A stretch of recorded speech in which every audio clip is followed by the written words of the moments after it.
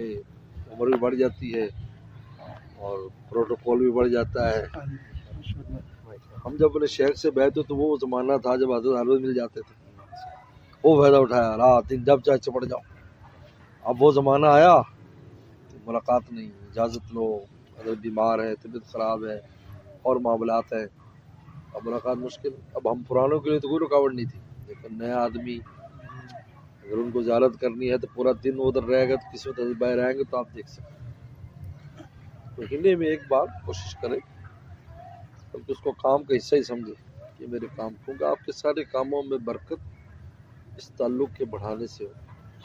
یاد رکھو میری بات, اس تعلق کو جتنا آپ بڑھاؤ گے, مضبوط کرو گے, اتنا آپ کو فائدہ ہوگا, دینی بھی دنیاوی بھی.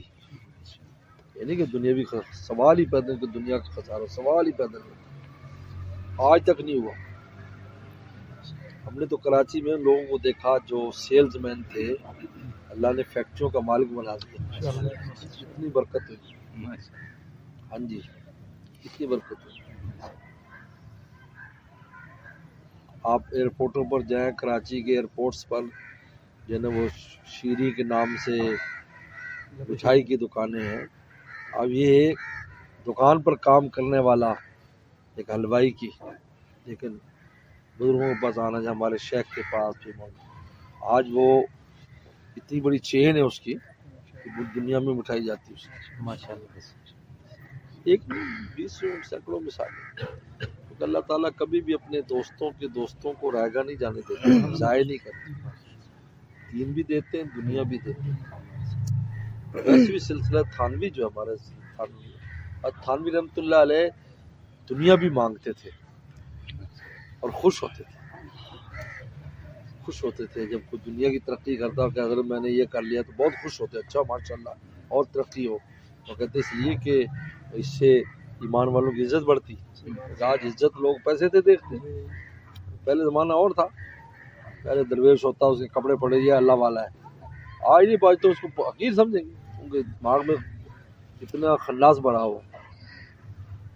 آج تو ناز نخرے کے ساتھ سیٹوں سے, مجھے پتا ہے نا, میں تو بڑے اونچے سیٹ مجھے ملتے ہیں کراچی میں. مولوی صاحبان کہتے ہیں یار سیٹوں کو جو ہے نا قابو کرنے کا یا اس کو سیدھا کرنے کا آپ کو طریقہ آتا ہے. کہتے ہیں ہم تو دب جاتے, آپ تو بالکل کنگتی بھی نہیں ہے, کہ ان کو نقصان ہوتا ہے ہمارے دبنے سے, اس لیے دبے بھائی. تمہارے پاس ظاہری دولت, تمہارے پاس باطنی دولت ہے, ماشاءاللہ ہے. کیا ہے یہ دنیاوی طور پر تو روٹی پانی سبھی کھا رہے ہیں. ادھر تھانوی نے نواب سے کہا تھا نا کہ 2 روٹی میں ہم آپ کے محتاج نہیں ہیں, ہم اپنی پیدا کر لیتے ہیں 2 روٹی, لیکن دین اور علم میں آپ ہمارے محتاج ہو, آپ کو کچھ پتہ نہیں, ہمارے بغیر نہیں چل سکتے. بتاؤ محتاج تم ہو یا ہم ہو؟ نواب کی جان کے کھول.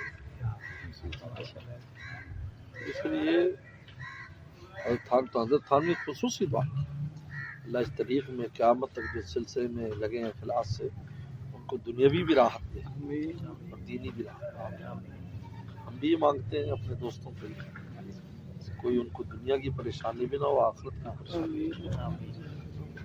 لیکن یہ ہے کہ تعلق کو مضبوط کرنا ضروری ہے. اور وہ آنا جانا مہینے میں, دور والے مہینے میں ایک دفعہ آ جاؤ, کسی وقت آ جاؤ, آ کر بیٹھ جاؤ, اب جانا ملاقات ہوگی.